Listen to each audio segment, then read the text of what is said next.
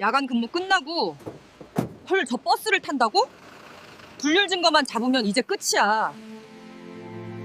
이건 당신들이 몰라도 되는 일이었어. 근데 이제 알게 됐으니 당연히 해! 이 사진 봐. 밤에 남자랑 나란히 걷고 있잖아. 이게 뭐야, 대체. 시어머니 정임은 떨리는 손으로 핸드폰 화면을 들이밀었습니다. 시누이 미나도 옆에서 팔짱을 낀 채 며느리를 몰아붙였습니다. 그날 한 가족이 확신했습니다. 드디어 증거를 잡았다고. 그런데 그 사진 속 진실은 아무도 예상하지 못한 방향을 가리키고 있었습니다. 며느리가 밤마다 몰래 찾아간 그 장소, 통장에서 조용히 빠져나가던 그 돈, 아무에게도 말하지 않은 채 3년 동안 혼자 지고 온 그 비밀. 진실이 드러나는 순간 의심하던 사람들이 먼저 무너졌습니다. 사연 시작 전 구독과 좋아요를 눌러주시고 지금 어디서 이 이야기를 듣고 계신지 댓글로 남겨주세요. 당신의 일상에 평안과 행복이 가득하기를 바라겠습니다. 오늘의 사연 시작합니다. 새벽 4시 반. 아파트 복도에는 아무것도 없었습니다. 형광등 하나가 깜빡이다 멈췄습니다. 그 불빛 아래 한 여자가 현관문을 열고 나왔습니다. 윤서아였습니다. 서아는 문을 닫는 손에 힘을 줬습니다. 철컥 소리가 새어나가지 않도록 숨을 참으며 손잡이를 끝까지 쥔 채로 천천히 놓았습니다. 복도에는 아직 남편의 잠소리가 벽을 타고 스며드는 것 같았습니다. 서아는 현관 앞 작은 거울 앞에 잠깐 멈췄습니다. 얼굴을 확인한 게 아니었습니다. 왼쪽 소매 끝이 손목을 제대로 덮고 있는지 손가락으로 천 끝을 잡아 아래로 한번 당겼습니다. 소매가 손등 가까이까지 내려오자 그제야 서아는 몸을 돌렸습니다. 운동화 끈을 묶는 손가락이 새벽 공기에 차가웠습니다. 가방 안에는 병원 유니폼이 없었습니다. 접힌 자원봉사 조끼 하나, 손으로 쓴 메모지 한 장. 약 이름과 용량이 빼곡하게 적힌 그 메모지는 종이가 달아 있었습니다. 몇 번이나 꺼내 읽었는지 접힌 자리가 하얗게 떠 있었습니다. 서아는 엘리베이터 버튼을 눌렀습니다. 숫자가 내려오는 동안 아무것도 보지 않았습니다. 그 눈빛은 무언가를 생각하는 사람의 눈이 아니라 무언가를 오래전부터 결심한 사람의 눈이었습니다. 아파트 밖으로 나서자 새벽 공기가 얼굴을 때렸습니다.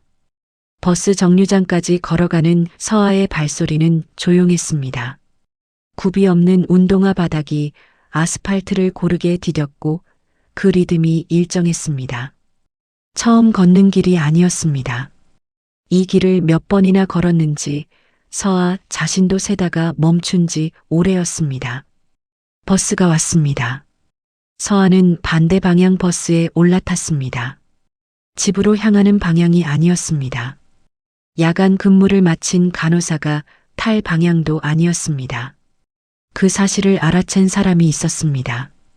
박정임이었습니다. 같은 아파트 7층. 정임은 거실 불을 끈 채로 창가에 서 있었습니다. 두꺼운 커튼 사이로 실눈을 뜨고 아래를 내려다봤습니다.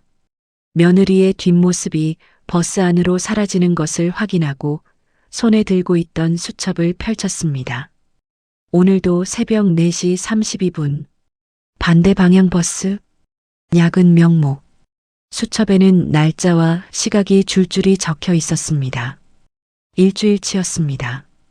정임의 손가락이 글씨 위를 훑쳤습니다.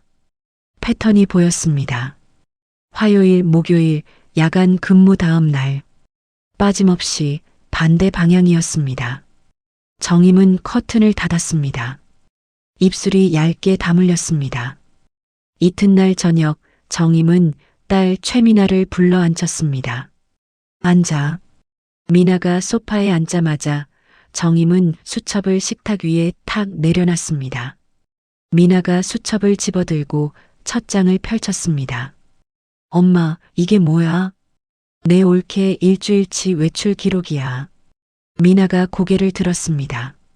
정임은 이미 팔짱을 끼고 서 있었습니다. 야간 근무 끝나고도 집에 안 와. 반대 방향 버스를 타고 어딘가를 가. 매번. 엄마, 설마 직접 확인한 거야. 아파트 입구 CCTV 화면 경비실 아저씨한테 부탁해서 봤어. 뭐가 문제야? 미나는 수첩을 다시 내려놨습니다. 손끝이 종이 위에 머물렀습니다. 부정하고 싶었지만 숫자가 너무 일정했습니다. 오빠는 알아. 도윤이는 모르지. 그 애가 알았으면 벌써 난리가 났어. 정임의 목소리는 낮았습니다. 그 낮은 목소리가 오히려 더 단단하게 방안을 눌렀습니다. 우리가 먼저 알아야 해. 확실한 증거를 잡고 나서 도윤이한테 말하는 거야. 미나는 대답하지 않았습니다. 대신 수첩을 다시 펼쳐 날짜를 하나씩 짚었습니다. 손가락이 멈추지 않았습니다. 다음 날 오후 미나는 서아의 뒤를 밟았습니다. 서아는 지하철을 2번 갈아탔습니다. 역마다 주변을 살피는 일 없이 걸었습니다. 발걸음이 익숙했습니다. 이길을 수도 없이 걸어온 사람의 걸음이었습니다. 미나는 3칸 뒤에서 따라갔습니다. 핸드폰을 꺼내 들었습니다. 카메라를 켜고 렌즈를 서아 쪽으로 맞췄습니다. 버스 2정거장. 도착한 곳은 낡은 건물이었습니다. 외벽 페인트가 군데군데 벗겨져 있었습니다. 햇살 재활의학센터라고 쓰인 간판은 글씨 한쪽이 떨어져 있었습니다. 서아는 가방에서 작은 출입증을 꺼냈습니다. 경비 직원이 화면을 확인하고 바로 문을 열었습니다. 추가 확인은 없었습니다. 익숙한 얼굴에 익숙한 통과였습니다. 미나는 멈췄습니다. 재활센터였습니다. 카메라를 든 손이 내려갔습니다. 그날 밤 거실. 최도윤은 소파에 앉아 있었습니다. 손에 서아의 통장 내역서가 들려 있었습니다. 매달 일정한 날짜에 이름 없는 계좌로 빠져나가는 금액. 공과금치고는 애매했습니다. 용돈치고는 규칙적이었습니다. 도윤은 손가락으로 항목을 훑다가 멈췄습니다. 서아에게 물어보면 됐습니다. 그런데 입이 열리지 않았습니다. 서랍을 열었습니다. 안쪽 깊숙이 갈색 봉투 하나가 있었습니다. 손이 봉투 위에 얹혔습니다. 그대로 굳었습니다. 잠시 후 도윤은 서랍을 닫았습니다. 통장 내역서를 접어 서랍 위에 올려놓고 소파로 돌아갔습니다. 이 집에서 묻지 않는 것이 하나 더 늘었습니다. 새벽 1시 서아가 돌아왔습니다. 현관문이 열리는 소리에 도윤이 눈을 떴습니다. 소파에서 잠들었던 것이었습니다. 서아는 신발을 벗으며 거실 쪽을 봤습니다. 도윤과 눈이 마주쳤습니다. 다녀왔어. 짧은 말이었습니다. 어디서 왔는지, 무엇을 했는지 아무것도 없었습니다. 도윤도 아무것도 묻지 않았습니다. 들어가. 서아는 안방으로 들어갔습니다. 도윤은 오래 그 자리에 앉아 있었습니다. 닫힌 문을 바라봤습니다. 그 문 너머에서 샤워기 소리가 흘러나왔습니다. 도윤의 시선이 서랍 위 통장 내역서로 향했습니다. 그리고 다시 닫힌 문으로 돌아왔습니다. 이 집안에 얼마나 많은 말이 문 앞에서 멈춰 서 있는지 아무도 세지 않았습니다. 한편 같은 시각 정임은 핸드폰을 들고 메모지에 이름 하나를 적었습니다. 이동철. 20년 경력의 사립 탐정이었습니다. 전화기를 귀에 댔습니다. 연결음이 2번 울렸습니다. 나야. 부탁할 일이 생겼어. 정임의 눈이 수첩 위에 고정됐습니다. 서아가 재활센터 문을 통과하는 순간 공기가 달라졌습니다. 바깥은 찬 바람이 귓불을 파고드는 11월이었지만 건물 안은 습하고 따뜻했습니다. 소독약 냄새와 따뜻한 공기가 뒤섞인 그 냄새를 서아는 싫어하지 않았습니다. 오히려 이 냄새가 코끝에 닿는 순간 어깨에서 무언가가 한 겹 벗겨지는 느낌이 들었습니다. 2층으로 올라가는 계단은 낡았습니다. 손잡이 페인트가 군데군데 벗겨져 있었고 계단 중간 형광등이 약하게 깜빡였습니다.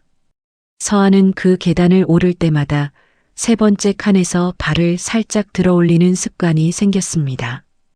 삐걱거리는 소리를 줄이기 위해서였습니다. 언제부터 그랬는지 서아 자신도 기억하지 못했습니다.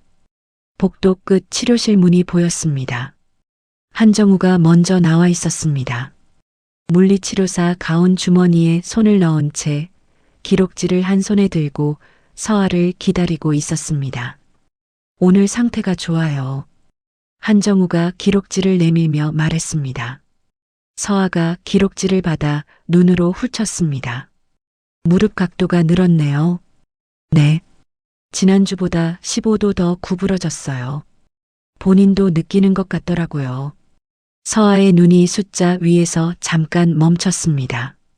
입술이 가볍게 움직였습니다. 웃음이라고 하기엔 작고 무표정이라고 하기엔 따뜻한 움직임이었습니다. 한정우는 서아에게 준호의 상태를 설명하면서 단 한 번도 왜 오는지 묻지 않았습니다. 처음 서아가 나타났을 때도 지금도 마찬가지였습니다. 그 침묵이 서아에게는 허락처럼 느껴졌습니다. 이 공간에서만큼은 설명하지 않아도 된다는 허락. 치료실 문을 밀었습니다. 이준호가 침대 옆 이동식 책상 앞에 앉아 있었습니다. 무언가를 접고 있었습니다. 작은 종이였습니다. 손가락이 조심스럽게 움직였습니다. 한 번 접고 펴고 다시 접었습니다. 서아가 들어오는 소리를 듣고 준호가 고개를 들었습니다. 말이 없었습니다. 눈만 움직였습니다. 잘 지냈어. 서아가 가방을 내려놓으며 말했습니다. 물음표가 없는 문장이었습니다. 안부를 묻는 게 아니라 확인하는 말이었습니다. 준호는 고개를 한번 끄덕였습니다. 그리고 책상 위에 올려둔 종이약 3마리 중 하나를 집어 서아 쪽으로 밀었습니다. 서아가 종이약을 손에 들었습니다. 날개를 손끝으로 천천히 짚었습니다. 접힌 방식이 낯설지 않았습니다. 아주 낯익었습니다. 서아는 종이약을 가만히 들고 준호를 봤습니다. 준호는 이미 시선을 내리고 다시 종이를 접기 시작했습니다. 서아는 가방에서 메모지와 테이핑 재료를 꺼내며 아무 말도 하지 않았습니다. 하지만 그 종이약을 가방 옆 주머니에 조심스럽게 넣었습니다. 구겨지지 않도록. 한편 그 시각 미나는 재활센터 맞은편 골목에 차를 세워두고 있었습니다. 핸드폰 화면에는 어머니와의 카카오톡 대화창이 열려 있었습니다. 재활센터래. 낡은 데야. 봉사자 출입증 있더라. 정임의 답장이 바로 왔습니다. 재활센터에 봉사를 왜 가? 거기 남자 환자 있잖아. 더 알아봐. 미나는 핸드폰을 무릎 위에 내려놨습니다. 창문 너머로 센터 입구를 바라봤습니다. 불합리하다는 생각이 드는 것도 사실이었습니다. 재활센터에 봉사하러 가는 게 왜 의심받아야 하는지. 하지만 그 생각은 오래가지 않았습니다. 일주일 내내 반대 방향 버스. 그 패턴이 머릿속을 비집고 들어왔습니다. 미나는 다시 핸드폰을 들었습니다. 그때 센터 2층 창문에 불이 켜졌습니다. 유리창 너머로 짧은 머리 실루엣이 보였습니다. 서아였습니다. 창가에 서서 밖을 내다보는 것 같았습니다. 미나는 숨을 참았습니다. 들킬 리 없다는 걸 알면서도 차 시트 깊숙이 몸을 눌렀습니다. 저 창문 안에서 무슨 일이 벌어지고 있는 걸까? 미나는 오래 그 불빛을 바라봤습니다. 2층 치료실 안 그 시각 서아는 창가에 잠깐 서 있었습니다. 보조 테이핑 작업을 마치고 잠깐 손을 쉬는 참이었습니다. 창문 너머 골목은 어두웠습니다. 가로등 하나가 깜빡이다 꺼졌다 반복했습니다. 서아는 왼쪽 소매를 무의식적으로 한 번 내렸습니다. 그 손끝에 가방 옆 주머니 속 종이약이 닿았습니다. 서아가 가방에서 새 종이 한 장을 꺼냈습니다. 치료 대기 시간이었습니다. 손이 먼저 움직였습니다.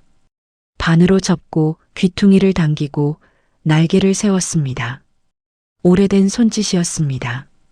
생각 없이 나오는 손짓이었습니다. 준호가 고개를 들었습니다. 소년의 시선이 서아의 손끝에 고정됐습니다. 눈을 깜빡이지 않았습니다. 서아는 알아채지 못했습니다. 다 접힌 종이약을 창틀 위에 올려놓고 다시 테이핑 재료 쪽으로 몸을 돌렸습니다. 준호의 시선은 그 종이약 위에서 한참 머물렀습니다. 그날 저녁 같은 아파트 단지. 이동철이 조수석에 앉아 수첩을 펼쳤습니다. 운전석에는 아무도 없었습니다. 주차된 차 안 조용했습니다. 사흘치 기록이었습니다. 재활센터, 약국, 구청 근처 빌딩 4층. 세 곳이 전부였습니다. 이동철은 수첩 위에 동선을 선으로 이었습니다. 선이 복잡하지 않았습니다. 너무 단순했습니다.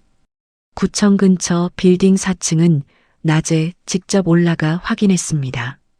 희망 나눔 후원 사무국이라는 간판, 비영리 단체, 공개 등록 서류에서 후원자 코드 C-17이 반복됐습니다. 매월 둘째 주 화요일 직접 방문 후원. 1년 넘게 이어진 기록. 이동철은 볼펜 뚜껑을 딸깍딸깍 눌렀습니다. 이 정도로는 의뢰인이 원하는 답이 나오지 않는다는 걸 알았습니다. 불륜의 냄새가 없었습니다. 그런데 왜 이 여자는 이걸 숨기는 걸까? 이동철은 수첩을 덮었습니다. 핸드폰을 들어 이성재라는 이름을 검색창에 입력했습니다. 가운데 이름이 맞는지 확인이 필요했습니다. 결과가 올라왔습니다. 이동철의 손가락이 멈췄습니다.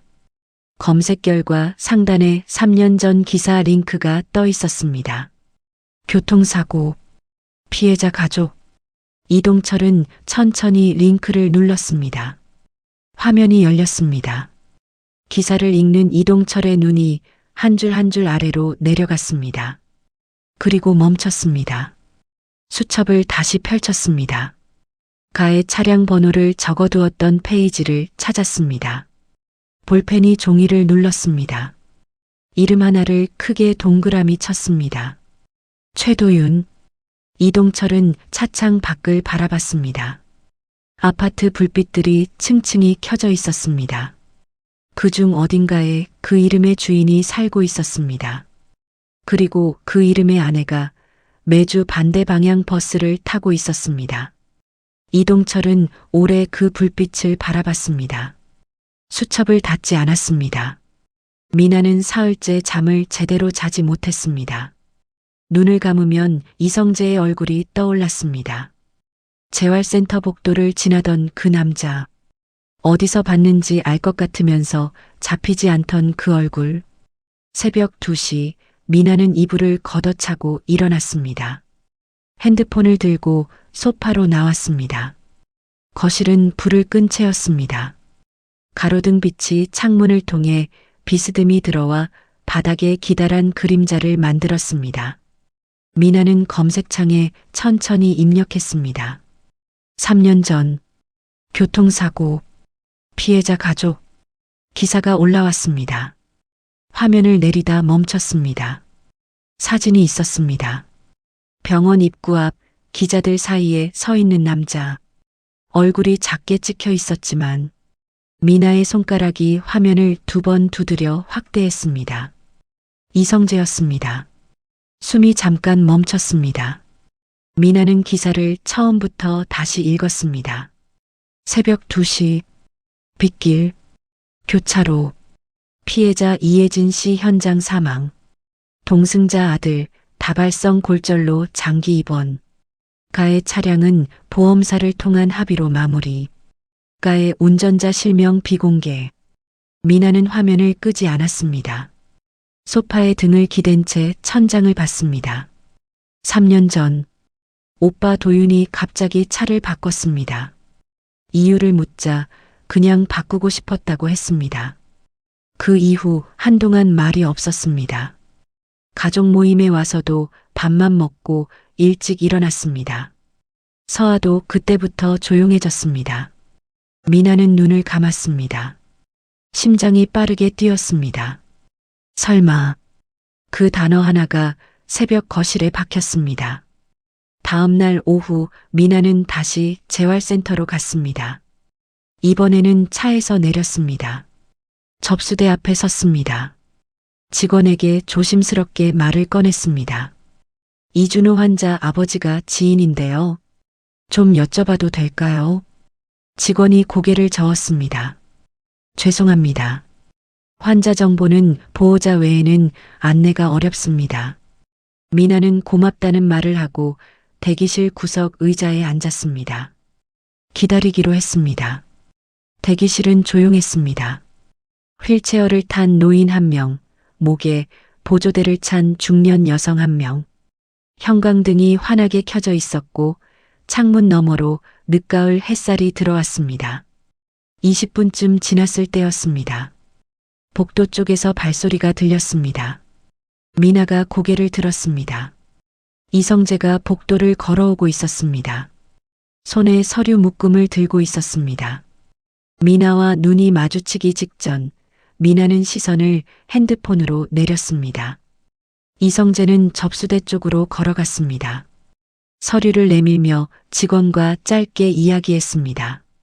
미나는 숨을 죽이고 그 옆모습을 봤습니다. 사진 속 얼굴이었습니다. 틀림없었습니다.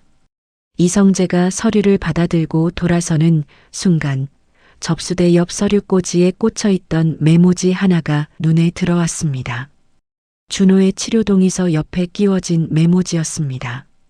작은 글씨로 이름과 전화번호가 적혀 있었습니다. 윤서아.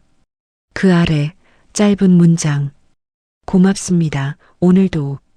미나는 그 메모지를 보고 손이 굳었습니다. 서아의 이름이 이 공간에 이렇게 조용히 박혀 있었습니다. 이성재가 치료실 안으로 들어갔습니다.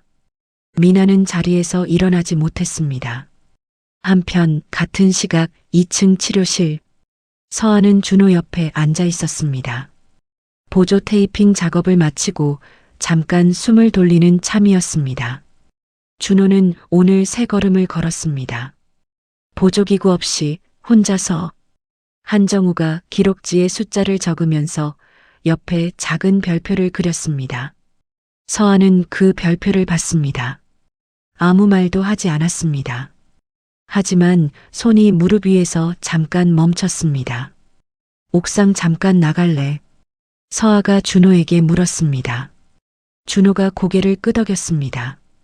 옥상 문을 열자 바람이 밀려왔습니다. 차가운 바람이었지만 숨이 트이는 느낌이었습니다. 하늘이 낮고 흰색이었습니다. 구름이 천천히 움직였습니다. 벤치에 나란히 앉았습니다.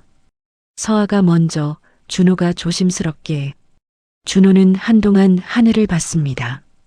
서아도 같은 방향을 봤습니다. 잠시 후 준호가 주머니에서 무언가를 꺼냈습니다. 종이약이었습니다. 아까 치료실에서 접던 것이었습니다. 준호가 서아의 손바닥 위에 올려놓았습니다. 서아가 손바닥 안에 종이약을 내려다봤습니다. 날개가 팽팽하게 서 있었습니다. 꼬리가 살짝 올라가 있었습니다. 접힌 방향이. 서아의 눈이 좁아졌습니다. 이건. 서아는 천천히 종이약을 뒤집었습니다. 날개 안쪽 접힌 선을 손끝으로 짚었습니다. 자신이 접을 때 생기는 그 선이었습니다. 이 방식으로 접는 사람을 서아는 자기 자신 말고는 본 적이 없었습니다. 17살 병실 침대. 창문 밖 하늘이 흐렸습니다. 손에 종이 한 장. 접고 펴고 다시 접었습니다. 그 날개 모양이 나올 때까지 몇 번이나 다시 접었습니다. 서아는 눈을 들어 준호를 봤습니다. 이거 어디서 배웠어? 준호는 서아를 봤습니다. 잠시 있다가 서아의 손을 가리켰습니다. 서아의 손을. 서아는 입을 열었다가 다시 닫았습니다.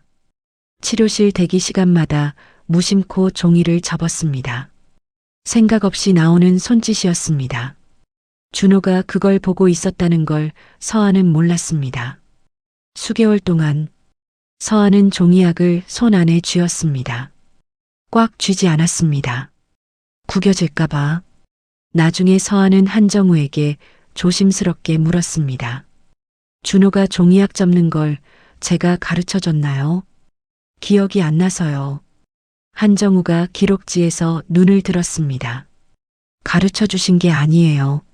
준호가 몇 주 동안 선생님 손만 봤어요. 어느 날부터 혼자 접기 시작하더라고요. 서아는 아무 말도 하지 않았습니다. 한정우가 덧붙였습니다.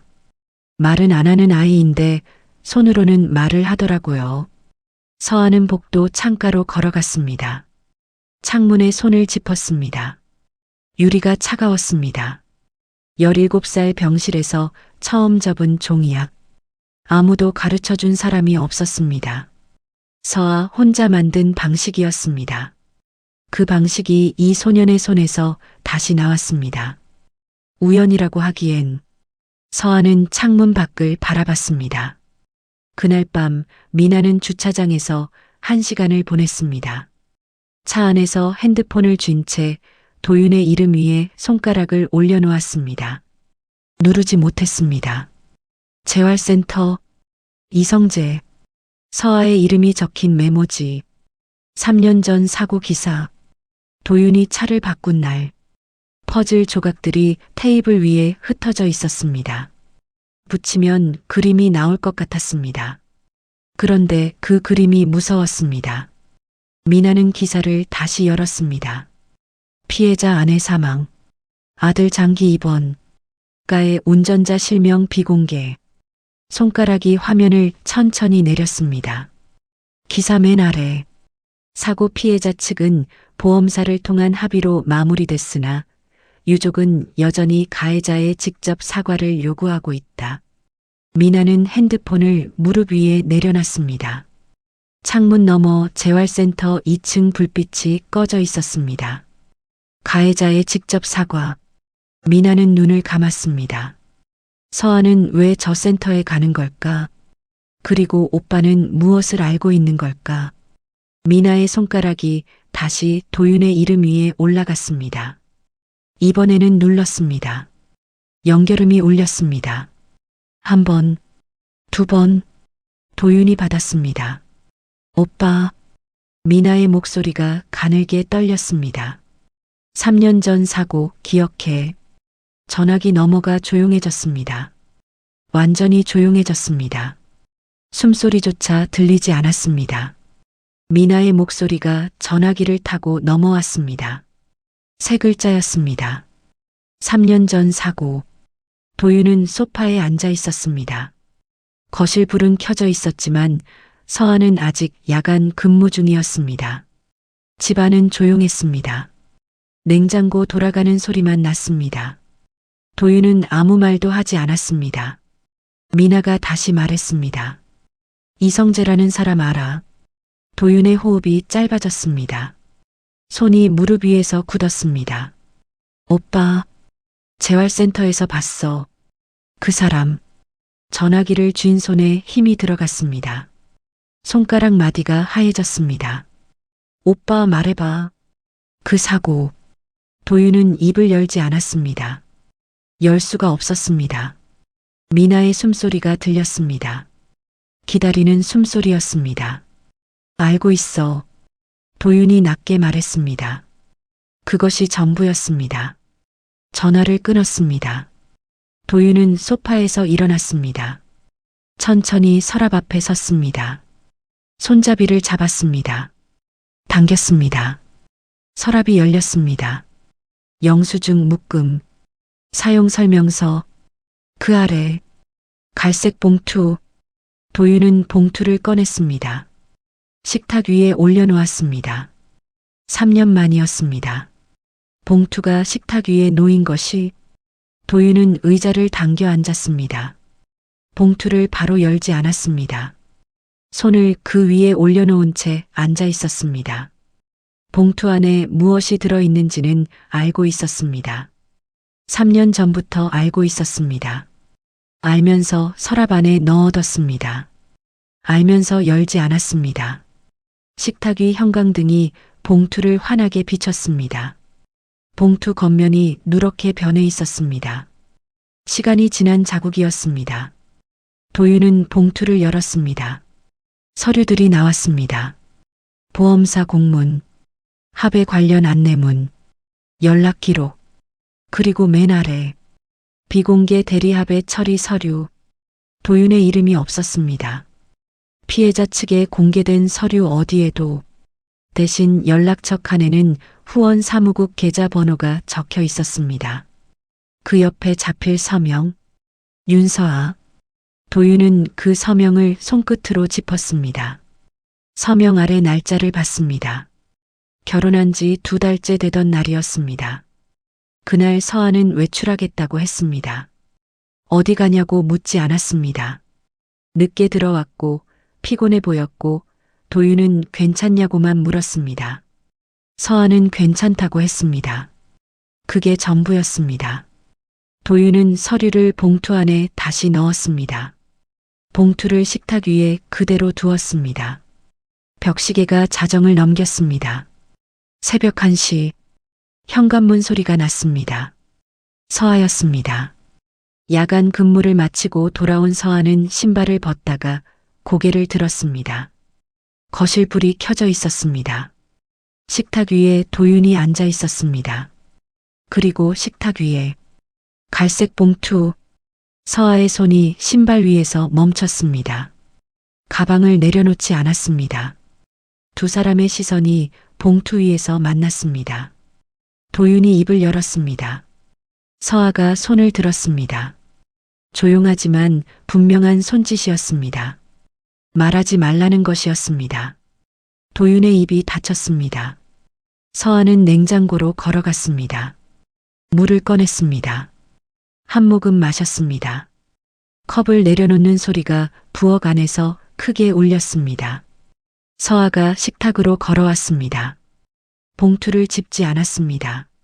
손끝으로 도윤 쪽으로 밀었습니다. 그리고 가방을 들고 안방으로 들어갔습니다. 문이 닫혔습니다. 소리가 없었습니다. 그 소리 없는 닫힘이 도윤에게는 어떤 폭발보다 무거웠습니다. 다음 날 아침 정임의 집, 이동철의 최종 보고서가 식탁 위에 놓였습니다. 정임은 보고서 첫 장을 펼쳤습니다. 결론 부분을 읽었습니다. 불륜관계 성립 불가. 피의뢰인의 외출은 교통사고 피해자 가족에 대한 지속적 지원 행위로 확인됨. 정임은 그 문장을 읽었습니다. 다시 읽었습니다. 3번 읽었습니다. 의미가 들어오지 않았습니다. 핸드폰을 들었습니다. 이동철에게 전화를 걸었습니다. 연결음이 울리자마자 받았습니다. 이게 무슨 말이에요? 설명해봐요. 이동철의 목소리가 차분하게 들어왔습니다. 보고서에 적힌 그대로입니다. 피의뢰인 윤서아 씨의 외출 목적은 교통사고 피해자 가족 지원이었습니다. 재활센터 방문, 후원 사무국 방문, 약품 구입, 모두 같은 목적이었습니다. 정임이 보고서를 손으로 짚었습니다. 피해자 가족이라니 무슨 교통사고요? 이동철이 잠깐 멈췄습니다. 그리고 말했습니다. 3년 전 사고입니다. 피해자 이성재 씨 가족입니다. 그리고 그 사고에 가해 차량 소유자는 정임의 손이 보고서 위에서 굳었습니다. 아드님이십니다. 전화기가 손에서 미끄러졌습니다. 바닥에 떨어지는 소리가 났습니다. 정임은 의자 등받이를 잡았습니다. 천천히 앉았습니다. 부엌 창문으로 오전 햇살이 들어왔습니다. 식탁 위 보고서를 환하게 비췄습니다. 정임은 그 빛 속의 보고서를 바라봤습니다. 오래 바라봤습니다. 한편 같은 날 오후 미나는 재활센터로 다시 갔습니다. 이번에는 이성재를 기다렸습니다. 복도에서 마주쳤을 때 미나는 바로 말했습니다. 저 최도윤 여동생입니다. 이성재가 멈췄습니다. 미나를 봤습니다. 분노하지 않았습니다. 울지도 않았습니다. 그저 미나를 한참 바라봤습니다. 그리고 말했습니다. 이제 당신 가족이 직접 책임을 지는 방향으로 가야 합니다. 그것이 전부였습니다. 이성재는 치료실 안으로 들어갔습니다. 미나는 복도에 혼자 남았습니다. 벽에 등을 기댔습니다. 복도 시계 소리가 들렸습니다. 이성재의 말이 머릿속에서 천천히 풀렸습니다. 당신 가족이 직접 책임을. 미나는 눈을 감았습니다. 그 말이 서아를 향한 말이 아니라는 것을, 도윤을 향한 말이라는 것을, 그리고 지금까지 그 책임을 서아 혼자 지고 있었다는 것을 미나는 천천히 깨달았습니다. 같은 날 늦은 저녁, 서아는 센터에서 돌아오는 버스 안이었습니다. 핸드폰이 울렸습니다. 발신자는 후원 사무국이었습니다. 서아가 받았습니다. 후원자 C-17 고객님, 연락드립니다. 이번 달부터 해당 후원이 종료 요청됐습니다. 이성재 씨 쪽에서 직접 연락 주셨습니다. 서아는 아무 말도 하지 않았습니다. 고객님, 네, 알겠습니다. 전화를 끊었습니다. 버스가 달렸습니다. 창문 밖으로 가로등이 하나씩 지나갔습니다. 서아는 창문에 이마를 기댔습니다. 유리가 차가웠습니다. 이제 우리가 설 수 있습니다. 이성재가 그 말을 하지 않았어도 서아는 알았습니다. 슬픈 것인지 안도하는 것인지 구분이 되지 않았습니다. 둘 다인 것 같았습니다. 버스가 정류장에 섰습니다. 서아가 내렸습니다.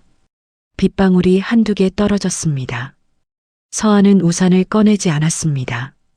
그냥 걸었습니다. 골목 어귀 어두운 곳에 검은 차 한 대가 서 있었습니다. 이동철의 차였습니다. 서아의 뒷모습이 빗속으로 멀어졌습니다.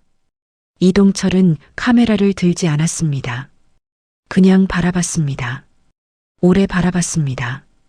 그리고 시동을 껐습니다. 핸드폰을 꺼내 새 메일 창을 열었습니다. 수신인은 박정임. 제목은 비워뒀습니다. 이동철은 한 줄을 입력했습니다. 의뢰비 전액 반환하겠습니다. 그리고 잠깐 멈췄습니다. 보고서 마지막 페이지를 펼쳤습니다. 볼펜을 들었습니다. 한 줄을 썼습니다. 이 의뢰는 가족을 지키기 위한 것이었겠지만 지켜진 건 가족이 아니었습니다. 이동철은 볼펜을 내려놨습니다. 빗소리가 차 지붕을 두드렸습니다. 정임은 도윤을 단둘이 불러 앉혔습니다. 서아는 야간 근무 중이었습니다. 집안에 없었습니다.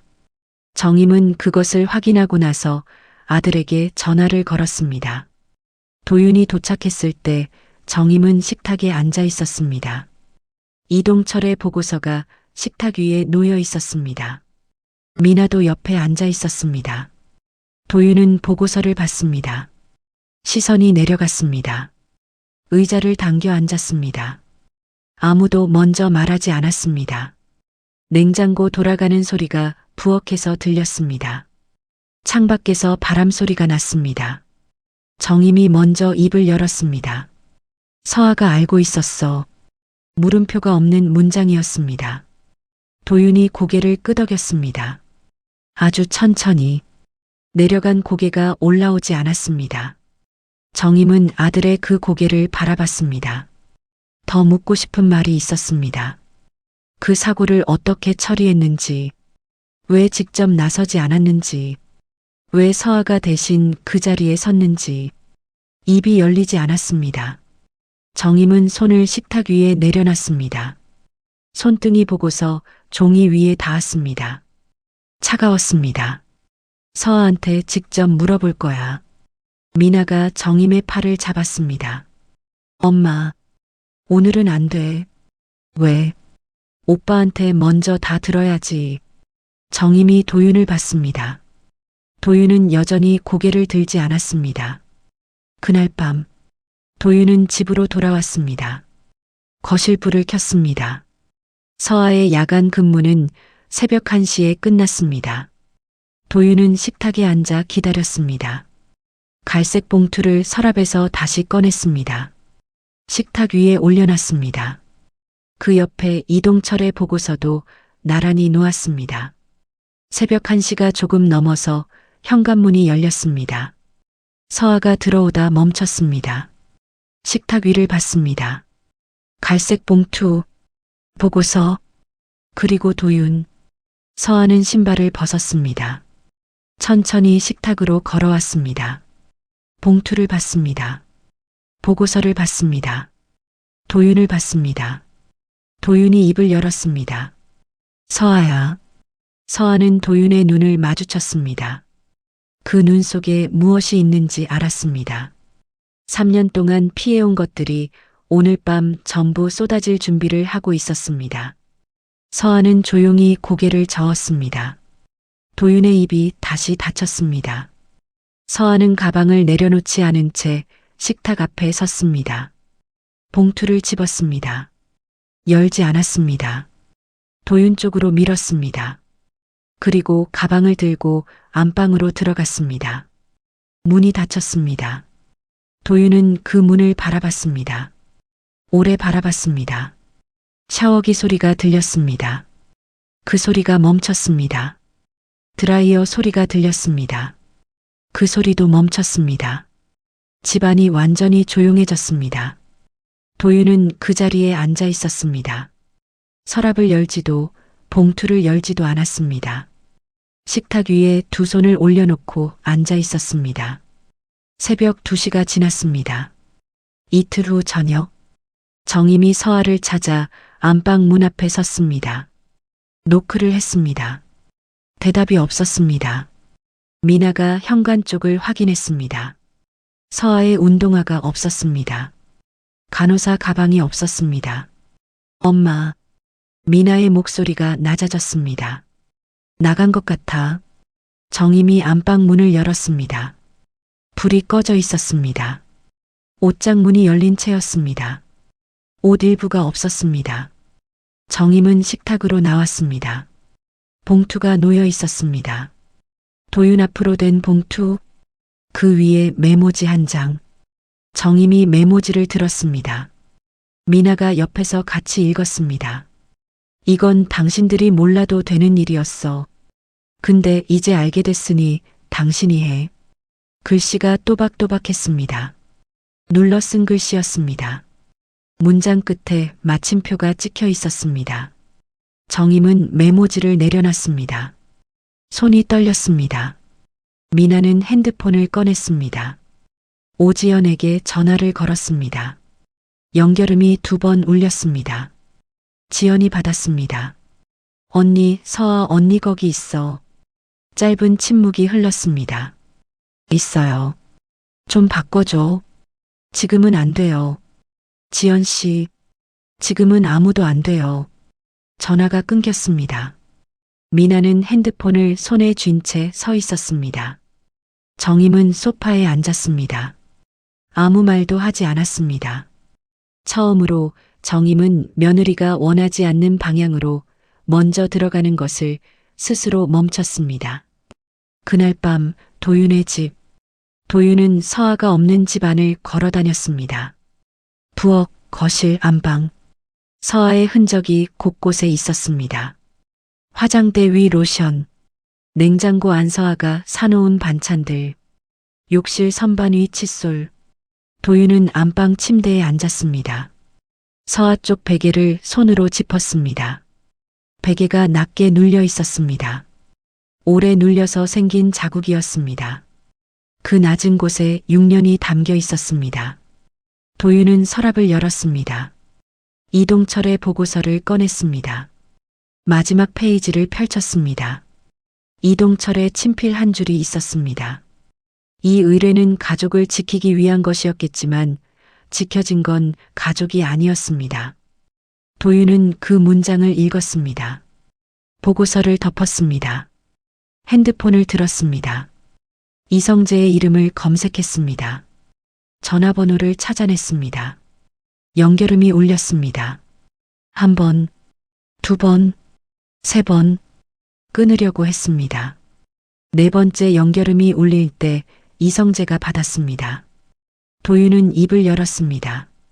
이성재 씨, 대답이 없었습니다. 저 최도윤입니다. 전화기 넘어가 조용했습니다. 이성재가 전화를 끊지 않았습니다. 도윤은 눈을 감았습니다. 3년 전 새벽이 떠올랐습니다.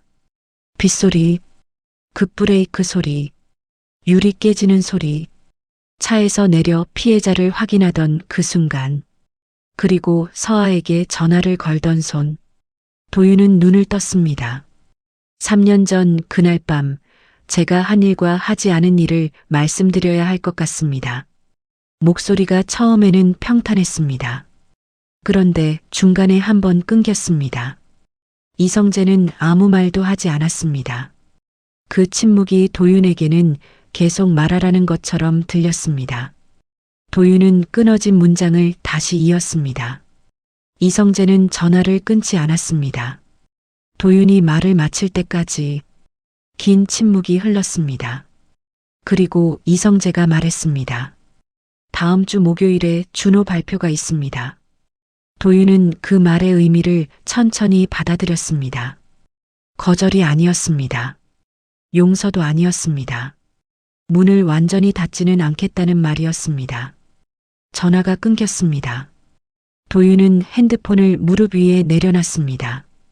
서아 쪽 낮은 베개를 다시 봤습니다. 그날 밤 지연의 원룸. 서아는 침대에 누워 천장을 보고 있었습니다. 불을 끈 채였습니다. 창문 틈으로 가로등 빛이 가늘게 들어왔습니다. 손에 준호가 처음 건넨 종이약이 들려 있었습니다. 날개를 천천히 폈습니다. 다시 접었습니다. 폈습니다. 접었습니다. 지연이 따뜻한 물 한 잔을 서아 옆에 조용히 내려놓고 돌아갔습니다. 서아는 물을 마시지 않았습니다. 종이약만 폈다 접다 반복했습니다. 한참 후 지연이 서아 옆에 앉았습니다. 서아야. 서아가 천장에서 시선을 내렸습니다. 다음 주 목요일에 준호 발표가 있대. 한정우한테 연락이 왔다고 지연이 말했습니다. 서아는 대답하지 않았습니다. 종이약을 손 안에 쥐었습니다. 구겨지지 않도록 힘을 조절하며 지연은 더 말하지 않았습니다. 나란히 앉아 어두운 천장을 바라봤습니다. 서아의 손 안에서 종이약이 조용히 있었습니다. 그 학의 날개가 서아의 손바닥 온기로 천천히 따뜻해졌습니다. 한편 같은 시각 재활센터 2층 복도. 준호는 창가 벤치에 앉아 있었습니다. 목요일 저녁이었습니다. 서아가 오지 않았습니다. 한정우가 다가와 조용히 말했습니다. 오늘은 사정이 생기셨나 봐. 준호는 대답하지 않았습니다. 창문 쪽을 바라봤습니다. 주머니에서 종이를 꺼냈습니다. 접기 시작했습니다. 손가락이 천천히 움직였습니다. 반으로 접고 귀퉁이를 당기고 날개를 세웠습니다. 서아가 하던 방식 그대로였습니다. 다 접힌 종이약을 창틀 위에 올려놨습니다. 한정우는 그 종이약을 치우지 않았습니다. 준호는 오래 창문 밖을 바라봤습니다. 어두운 골목. 켜졌다 꺼졌다 반복하는 가로등. 서아가 올까요? 준호는 그 질문을 입 밖에 내지 않았습니다. 그냥 창문을 바라봤습니다. 사흘이 지났습니다. 지연의 원룸 창문으로 오전 햇살이 들어왔습니다. 서아는 침대에 앉아 있었습니다. 무릎 위에 손을 올려놓은 채였습니다. 어젯밤도 잠을 많이 자지 못했습니다. 눈 아래가 어두웠습니다. 지연이 부엌에서 나오며 말했습니다. 뭐라도 먹어야지. 서아가 고개를 들었습니다. 괜찮아. 밥 안 먹은 게 이틀째야. 서아는 대답하지 않았습니다. 손 안에 종이약을 내려다봤습니다. 날개가 손때가 베어 조금 색이 바랬습니다. 지연이 식탁 위에 죽 한 그릇을 올려놓고 서아 옆에 앉았습니다. 준호 발표가 내일 모레야. 서아의 손이 멈췄습니다. 지연이 계속 말했습니다. 한정우 선생님한테 연락 왔어. 준호가 선생님한테 쪽지를 전해달라고 했대. 지연이 작은 종이를 서아의 손 위에 올려놓았습니다. 서아가 종이를 폈습니다. 와주세요, 오늘만. 글씨가 삐뚤었습니다. 꾹꾹 눌러 쓴 글씨였습니다. 서아는 그 문장을 오래 바라봤습니다. 접었습니다. 다시 폈습니다. 지연은 아무 말도 하지 않았습니다. 서아는 쪽지를 손 안에 쥐었습니다. 그날 밤 내내 그것을 놓지 않았습니다. 그 시각 정임의 집. 정임은 미나를 데리고 지연의 원룸 앞에 섰습니다. 초인종을 누르기 전에 손이 멈췄습니다. 손가락이 버튼 위에 얹혔다가 내려왔습니다. 다시 올라갔습니다. 엄마 눌러. 미나가 낮게 말했습니다. 정임이 초인종을 눌렀습니다. 잠시 후 지연이 문을 열었습니다. 두 사람을 확인했습니다. 안에서 인기척이 멈추는 것이 느껴졌습니다. 지연이 말했습니다. 잠깐만요. 문이 닫혔습니다. 복도에 정임과 미나만 남았습니다. 정임은 손을 꽉 쥐었습니다. 무슨 말을 해야 할지 오는 내내 생각했습니다. 준비한 말이 있었습니다. 그런데 지금 그 말들이 어디 있는지 모르겠었습니다. 문이 다시 열렸습니다. 서아가 나왔습니다. 머리를 묶지 않았습니다. 병원 가운도 아니고 외출복도 아닌 지연의 집에서 입던 옷 그대로였습니다. 정임과 눈이 마주쳤습니다. 정임은 입을 열었습니다. 말이 나오지 않았습니다. 6년 동안 이 며느리 앞에서 흔들린 적이 없었습니다. 단호하게 말했습니다. 차갑게 굴었습니다. 의심했습니다. 탐정을 고용했습니다. 그 모든 것이 지금 이 좁은 복도에서 한꺼번에 쏟아졌습니다. 정임의 눈에서 눈물이 났습니다. 말없는 울음이었습니다. 낮고 거친 울음이었습니다. 서아는 피하지 않았습니다. 도망치지 않았습니다. 그 울음을 정면으로 바라봤습니다. 눈물이 흘렀습니다. 서아의 눈에서도. 정임의 무릎이 꺾였습니다. 미나가 막으려 했습니다. 손이 닿기 전에 정임은 이미 복도 바닥에 무릎을 꿇었습니다. 60대의 여성이 좁은 복도 바닥에 무릎을 꿇고 있었습니다. 서아는 그 자리에서 움직이지 않았습니다. 손을 내밀지 않았습니다. 그 손이 지금 먼저 움직이면 안 된다는 것을 알았습니다. 너무 쉽게 넘어가면 안 된다는 것을. 자신을 위해서가 아니라 이 사람을 위해서. 미나가 정임 옆에 쭈그려 앉았습니다. 눈이 빨갛게 됐습니다. 미나가 서아를 올려다보며 말했습니다. 언니, 이성재 씨가 우리한테 한 말 전할게. 서아가 미나를 봤습니다. 이제 당신 가족이 직접 책임을 지는 방향으로 가야 한다고 했어. 언니한테 한 말이 아니었어. 우리한테 한 말이었어. 서아의 눈이 흔들렸습니다. 미나가 계속 말했습니다. 언니가 3년 동안 한 거 다 알았어. 현금만이 아니었잖아. 약도 구해줬고 후원 단체도 연결해줬고. 서아가 짧게 고개를 저었습니다. 그 작은 고개짓 하나에 미나의 목이 막혔습니다. 그게 거래가 아니었다는 것을 알기 때문에 고개를 젓는 거였습니다. 숫자로 따지는 걸 원하지 않는다는 것을. 미나는 손으로 눈을 가렸습니다. 소리가 났습니다. 서아는 그 소리를 들으며 서 있었습니다. 분노가 없었습니다. 그 자리에 있는 것은 분노가 아니라 오래된 피로였습니다. 3년 동안 혼자 지고 온 것들이 이제 다른 사람들의 무게가 되어 내려오는 것을 보는 피로감이었습니다. 서아가 입을 열었습니다. 한 가지만 말할게요. 정임이 고개를 들었습니다. 미나도 손을 내렸습니다. 서아가 두 사람을 번갈아 봤습니다. 이제 당신들이 그 가족 곁을 책임져요. 나는 빠질게요. 조용한 목소리였습니다. 떨리지 않았습니다. 정임이 고개를 끄덕였습니다. 천천히 무겁게.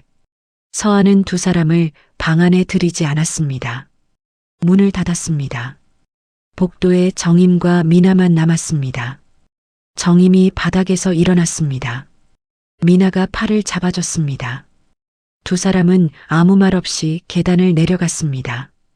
그날 밤 도윤의 집. 도윤은 서아의 빈 침대 쪽에 앉아 있었습니다.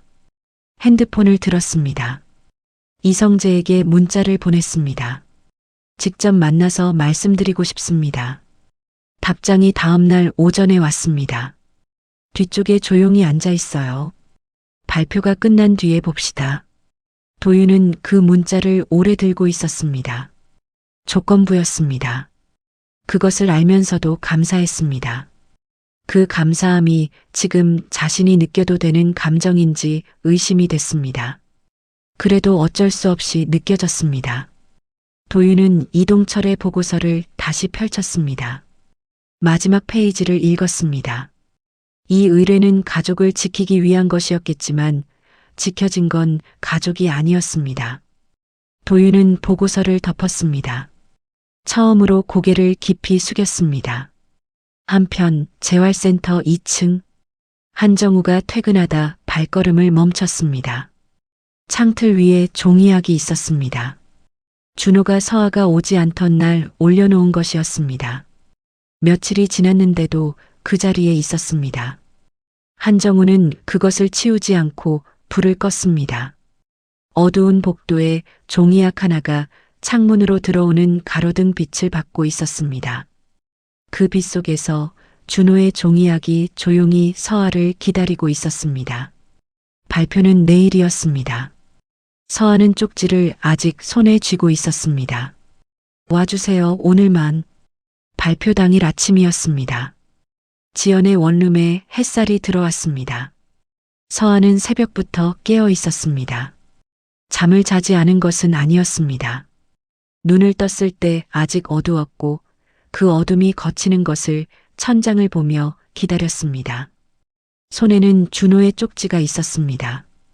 밤새 쥐고 있었던 쪽지였습니다. 종이가 손의 온기를 머금어 부드러워졌습니다. 서아는 쪽지를 펼쳤습니다. 와주세요, 오늘만. 삐뚤한 글씨였습니다. 꾹꾹 눌러 쓴 글씨였습니다. 서아는 그 글씨를 손끝으로 짚었습니다.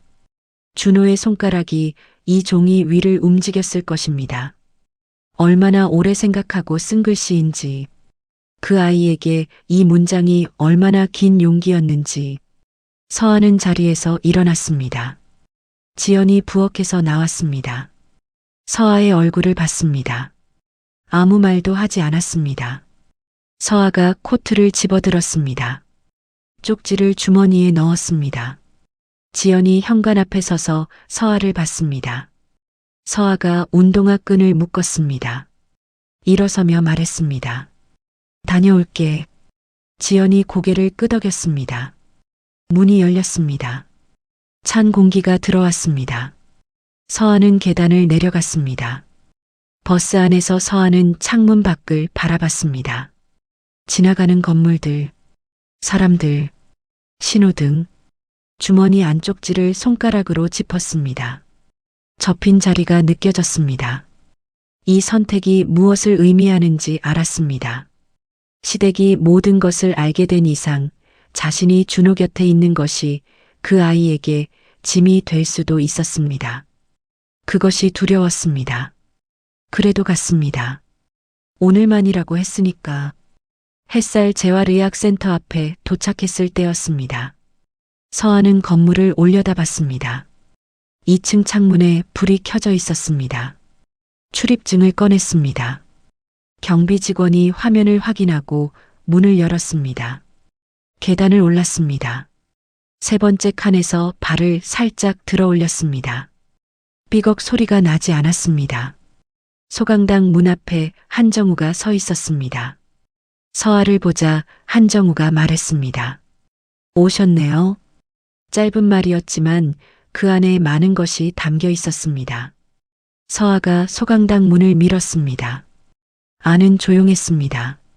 재활 중인 다른 환자들과 가족들이 앉아 있었습니다. 앞줄에 이성재가 앉아 있었습니다. 서아는 가장 뒷자리를 찾아 앉았습니다. 이성재가 고개를 돌렸습니다. 눈이 마주쳤습니다.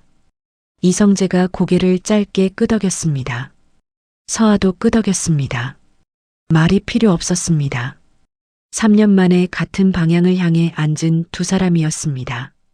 서아가 자리에 앉은 지 몇 분이 지났을 때였습니다. 소강당 뒤쪽 문이 열렸습니다.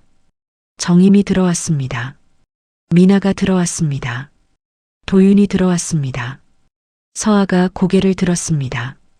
도윤은 이성재가 문자로 알려준 자리를 찾았습니다. 강당 가장 뒤편 오른쪽 구석이었습니다. 조용히 앉았습니다. 정임과 미나는 그보다 조금 앞자리에 나란히 앉았습니다. 서아는 자리에서 일어나려 했습니다. 한정우가 서아의 어깨에 손을 얹었습니다. 준호가 오늘 서아 선생님이 있는 자리 쪽에서 출발하겠다고 했어요. 서아가 멈췄습니다. 한정우가 계속 말했습니다. 출발 지점을 직접 정했어요. 선생님 자리 바로 옆이에요. 서아는 다시 앉았습니다. 강당 앞쪽 문이 열렸습니다. 준호가 나왔습니다. 흰색 운동복이었습니다. 보조기구가 없었습니다. 손에 아무것도 들고 있지 않았습니다. 한정우가 준호 옆에 서서 출발 지점을 알려줬습니다. 강당 뒤쪽 오른쪽 코너. 서아가 앉은 자리 바로 옆이었습니다. 준호가 그 자리에 섰습니다. 서아와 눈이 마주쳤습니다. 준호는 서아를 봤습니다. 서아도 준호를 봤습니다. 강당 안이 조용해졌습니다. 완전히 조용해졌습니다. 누군가의 숨소리가 들릴 것 같은 고요였습니다. 준호가 첫걸음을 내딛었습니다. 다리가 떨렸습니다. 눈에 보일 만큼 떨렸습니다. 발이 바닥에 닿는 순간 무릎이 흔들렸습니다. 두 번째 걸음, 세 번째 걸음. 강당 안이 더 조용해졌습니다. 사람들이 숨을 참는 것이 느껴졌습니다. 준호는 멈추지 않았습니다. 네 번째, 다섯 번째. 오른발이 바닥을 디딜 때마다 작은 소리가 났습니다. 그 소리가 고요한 강당 안에서 선명하게 들렸습니다. 서아의 손이 무릎 위에서 굳었습니다. 준호가 걸어왔습니다. 서아의 의자 옆으로 손이 의자 등받이에 닿았습니다. 멈췄습니다. 준호가 천천히 고개를 들었습니다. 서아를 봤습니다. 서아가 준호를 봤습니다. 그 순간이었습니다. 이성재가 손뼉을 쳤습니다. 강당 전체가 손뼉으로 가득 찼습니다. 서아의 눈에서 눈물이 났습니다. 막으려 하지 않았습니다. 손으로 얼굴을 가리지 않았습니다. 준호가 보고 있었으니까. 이번만큼은 괜찮다는 것을 알았으니까.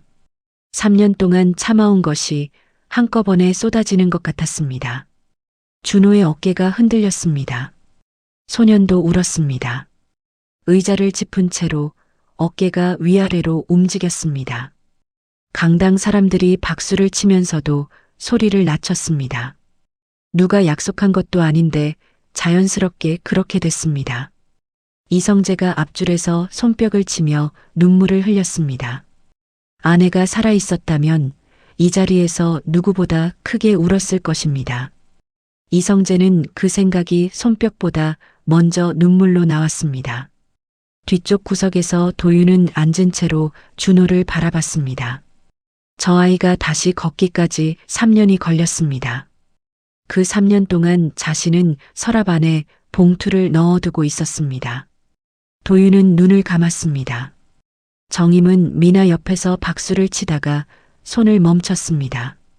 서아가 손으로 얼굴을 가리지 않고 우는 것을 봤습니다. 6년 동안 이 며느리의 우는 얼굴을 본 적이 없었습니다. 그것이 정임의 가슴을 세게 눌렀습니다. 발표가 끝났습니다. 사람들이 천천히 자리에서 일어났습니다. 도윤은 강당 밖으로 나갔습니다. 이성재가 밖에서 기다리고 있었습니다. 두 사람이 마주 섰습니다. 말이 없었습니다. 한동안 서로를 바라봤습니다. 도윤이 먼저 무릎을 꿇었습니다. 강당 밖 복도였습니다. 지나가던 사람들이 멈췄습니다. 도윤은 고개를 숙인 채 말했습니다. 3년 전 그날 밤 제가 해야 할 일을 하지 않았습니다. 서아가 대신 감당했습니다. 죄송합니다. 이성재는 도윤을 내려다봤습니다. 한참이었습니다. 손을 들었습니다. 도윤의 어깨를 짧게 두드렸습니다. 그리고 돌아섰습니다. 용서의 완성이 아니었습니다. 용서를 향해 첫 발을 내딛는 것이었습니다. 그것으로 충분했습니다. 도윤은 오랫동안 그 자리에서 일어나지 못했습니다. 강당 안, 정임이 서아에게 천천히 걸어갔습니다. 서아는 자리에 앉은 채 준호가 이성재에게 안기는 것을 바라보고 있었습니다. 정임이 서아 앞에 섰습니다. 서아가 고개를 들었습니다. 정임은 이번에는 바닥에 무릎을 꿇지 않았습니다. 서아의 손을 두 손으로 감싸 쥐었습니다. 서아의 손이 차가웠습니다. 정임의 손도 차가웠습니다. 두 손이 모두 떨렸습니다. 정임이 입을 열었습니다. 아무 말도 나오지 않았습니다. 준비한 말이 있었습니다. 설명하고 싶은 것도 있었습니다. 그런데 지금 이 손을 쥐고 있으면서 그 말들이 모두 필요 없다는 것을 알았습니다. 정임이 말했습니다. 미안하다. 세 글자였습니다. 서아의 눈물이 다시 났습니다. 이미 많이 울어서 눈이 부어 있었는데도 눈물이 났습니다. 서아는 정임의 손을 뿌리치지 않았습니다. 그 차갑고 떨리는 손을 조용히 한번 되쥐었습니다. 정임이 그 손의 온기를 느꼈습니다. 6년 만에 처음이었습니다. 이 며느리의 손이 따뜻하다는 것을 느낀 것이 구석에서 미나가 소리를 내어 울었습니다. 어릴 때부터 이 집 사람들은 사과를 못한다는 것을 당연하게 알고 자랐습니다. 그런 어머니의 입에서 나온 세 글자였습니다. 미나는 손으로 눈을 가렸습니다. 한정우는 강당 뒤편에 서서 그 모든 장면을 바라봤습니다. 기록지를 손에 들고 있었습니다. 펜을 꺼냈습니다. 오늘의 발표 결과를 적었습니다. 독립보행 성공, 목표 거리 도달. 잠깐 멈췄습니다. 괄호를 열고 덧붙였습니다. 혼자였지만 혼자가 아니었음. 펜을 내려놨습니다. 강당 창문으로 오후 햇살이 들어왔습니다. 준호가 이성재의 팔을 잡고 서 있었습니다. 서아와 정임의 손이 아직 맞잡혀 있었습니다. 도윤이 복도에서 강당 안을 들여다보고 있었습니다. 햇살이 그 모든 것 위에 고르게 내려앉았습니다. 6달이 흘렀습니다. 겨울이 지나고 봄이 왔습니다. 아파트 단지 화단에 노란 개나리가 피었습니다. 바람이 차지 않았습니다. 새벽 4시 반, 현관에서 소리가 났습니다. 서아가 운동화 끈을 묶는 소리였습니다. 안방 문이 열렸습니다. 도윤이 나왔습니다. 잠옷 바람이었습니다. 눈이 덜 떠진 얼굴이었습니다. 손에 보온병이 들려 있었습니다. 서아가 고개를 들었습니다. 도윤이 보온병을 내밀었습니다. 오늘은 유자차야. 쌀쌀하다고 했잖아. 서아가 보온병을 받았습니다. 손이 닿았습니다. 따뜻했습니다. 서아는 아무 말도 하지 않았습니다. 보온병을 가방 옆 주머니에 넣었습니다. 문을 열었습니다. 다녀올게. 도윤이 고개를 끄덕였습니다. 문이 닫혔습니다. 도윤은 닫힌 문을 잠깐 바라봤습니다. 그리고 부엌으로 돌아갔습니다. 빈 보온병을 돌려받는 날을 기다리며 이것이 두 사람의 새벽 의식이 된 지 2달이 됐습니다. 처음 도윤이 보온병을 내밀던 날 서아는 아무 말도 하지 않았습니다. 받았습니다. 저녁에 깨끗이 씻어서 돌려줬습니다. 도윤은 다음 날 아침 다시 채워놨습니다. 그것이 전부였습니다. 말이 없어도 됐습니다. 서울 외곽 이성재의 법률사무소 근처 카페. 도윤과 이성재는 테이블을 사이에 두고 앉아 있었습니다. 세 번째 만남이었습니다. 테이블 위에 서류가 놓여 있었습니다. 3년 전 비공개로 처리됐던 합의 관련 내용을 정식으로 다시 정리한 서류였습니다. 법적인 공방이 아니었습니다. 두 사람이 마주 앉아 직접 이야기하며 만든 것이었습니다. 이성재가 서류를 훑었습니다. 펜을 들었습니다. 서명란에 사인을 했습니다. 펜을 내려놓으며 말했습니다. 당신 아내가 우리 준호를 살렸어요. 도윤이 고개를 숙였습니다. 잠시 후 고개를 들었습니다. 이성재를 똑바로 바라봤습니다. 서아가 한 일은 서아 몫입니다. 제가 하지 않은 일은 제 몫이고요. 그 몫을 이제 제가 감당하겠습니다. 이성재가 도윤을 봤습니다. 대답하지 않았습니다. 하지만 자리에서 먼저 일어나지 않았습니다. 커피가 식도록 두 사람은 그 자리에 앉아 있었습니다. 햇살 재활의학센터. 정임이 서아 옆에서 계단을 올랐습니다. 세 번째 칸에서 서아가 발을 살짝 들어 올렸습니다. 정임도 따라 들어 올렸습니다. 삐걱 소리가 나지 않았습니다. 2층 복도를 지나 준호의 병동으로 들어갔습니다. 준호가 침대 옆에 서 있었습니다. 보조기구가 없었습니다. 혼자 서 있었습니다. 정임이 멈췄습니다. 소년이 다리를 약간 절뚝이면서도 반듯하게 서서 인사를 했습니다. 안녕하세요.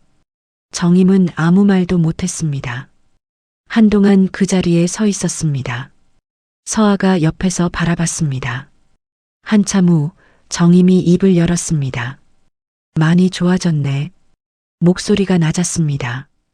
떨리지 않으려고 참는 목소리였습니다. 준호가 고개를 끄덕였습니다. 돌아오는 차 안. 정임이 조수석에 앉아 창밖을 바라봤습니다. 서아가 운전했습니다. 한동안 말이 없었습니다. 신호에 차가 멈췄습니다. 정임이 창밖을 보면서 말했습니다. 고맙다. 서아가 신호등을 봤습니다. 어머니, 내가 거기 안 갔으면. 정임이 말을 잇지 못했습니다. 서아는 신호가 바뀌는 것을 기다렸습니다. 저도 가야 했어요. 그것으로 충분했습니다. 신호가 바뀌었습니다. 차가 출발했습니다. 두 사람은 더 말하지 않았습니다. 그래도 됐습니다. 희망 나눔 후원 사무국. 미나는 봉사조끼를 입고 서류를 정리하고 있었습니다. 오리엔테이션을 진행하는 직원이 지나가다 말했습니다. C-17 후원자분 아세요? 여기 오래된 분인데. 미나가 고개를 들었습니다. 압니다. 참 특이한 분이에요. 한 번도 감사 인사를 받으려 하지 않으셨거든요. 물품 두고 그냥 가셨어요. 매번. 미나는 서류를 내려놨습니다. 서아의 뒷모습이 떠올랐습니다. 언제나 앞보다 뒷모습이 더 많이 기억에 남는 사람이었습니다. 미나는 아무 말도 하지 않고 다시 서류를 집었습니다. 병원 복도. 서아가 야간 근무를 마치고 탈의실에서 나왔습니다. 반팔 근무복이었습니다. 처음이었습니다. 왼쪽 손목 안쪽 오래된 흉터가 그대로 보였습니다. 복도를 걸었습니다. 지연이 반대 방향에서 걸어왔습니다. 두 사람이 마주쳤습니다.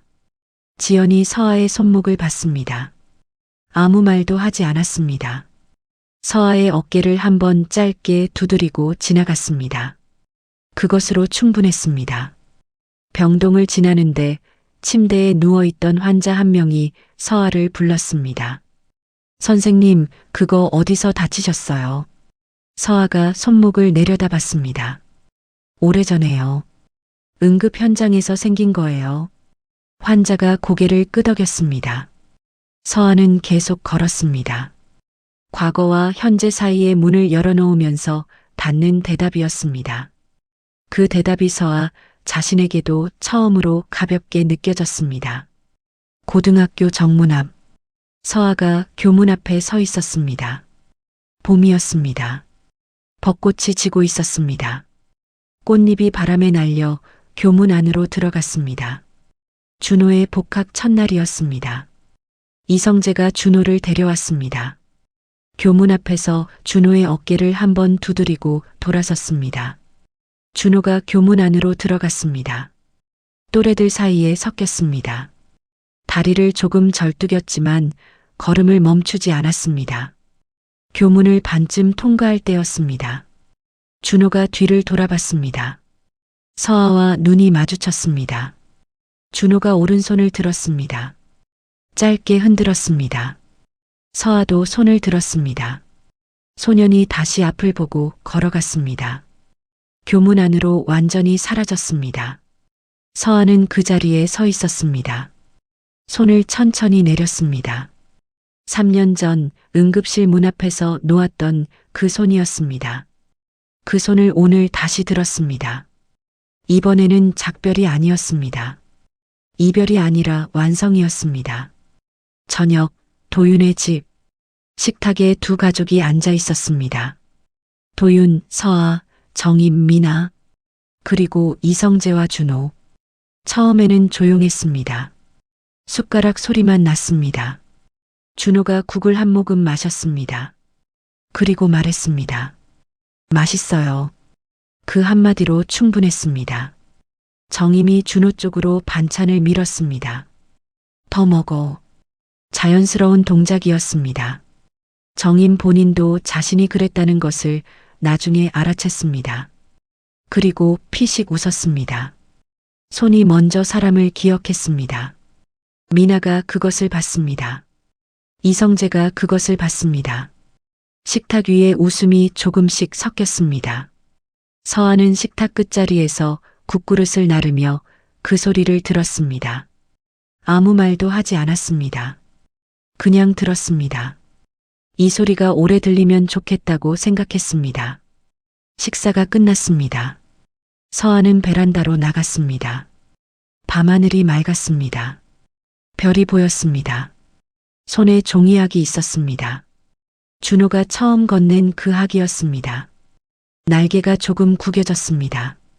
손때가 베어 색이 바랬습니다. 서아는 그 학을 바라봤습니다. 3년 전 선택이 무엇을 잃게 했고 무엇을 지켰는지 오늘 처음으로 균형 있게 볼 수 있었습니다. 베란다 문이 열렸습니다. 도윤이 나왔습니다.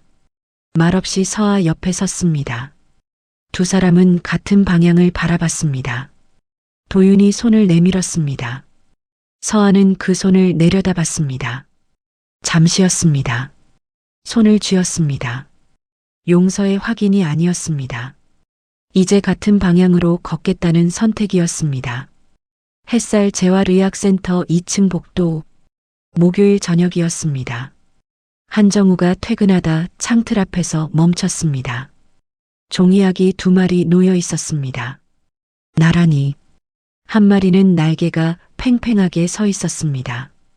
꼬리가 살짝 올라가 있었습니다. 서아의 방식이었습니다. 다른 한 마리는 날개 각도가 조금 달랐습니다. 꼬리가 수평이었습니다. 준호의 방식이었습니다. 한정우는 그 2마리를 바라봤습니다. 기록지를 꺼냈습니다. 펜을 들었습니다. 맨 아래 칸에 한 줄을 적었습니다. 경과 양호. 계속 관찰 불필요. 이유는 삶이 알아서 할 것. 펜을 넣었습니다. 기록지를 덮었습니다. 불을 껐습니다. 어두운 복도에 창문으로 가로등 빛이 들어왔습니다. 2마리의 종이학이 그 빛을 받았습니다. 서아의 학과 준호의 학이 나란히 빛났습니다. 아무도 치우지 않았습니다. 다음 목요일에도 그 다음 목요일에도 그 자리에 학이 한 마리씩 늘어날 것이었습니다. 말이 없어도 됐습니다. 설명이 없어도 됐습니다. 손이 먼저 기억하는 것들이 있었습니다. 손이 먼저 전하는 것들이 있었습니다. 그것으로 충분했습니다. 서한은 끝까지 설명하지 않았습니다. 변명도 없었고 울분도 없었습니다. 그저 해야 할 일을 했고 지켜야 할 사람을 지켰습니다. 아무도 알아주지 않아도, 아무도 고맙다 하지 않아도 우리 주변에도 그런 사람이 있습니다. 말이 없어서 괜찮은 줄 알았던 사람, 웃고 있어서 아무 일 없는 줄 알았던 사람, 그 사람이 혼자 감당하고 있던 것들을 우리는 얼마나 알고 있을까요? 의심은 쉽습니다. 하지만 진실을 마주하는 것은 용기가 필요합니다. 정임이 그랬고, 미나가 그랬고, 도윤이 그랬습니다. 늦었지만 그래도 마주했습니다. 그것으로 충분했습니다.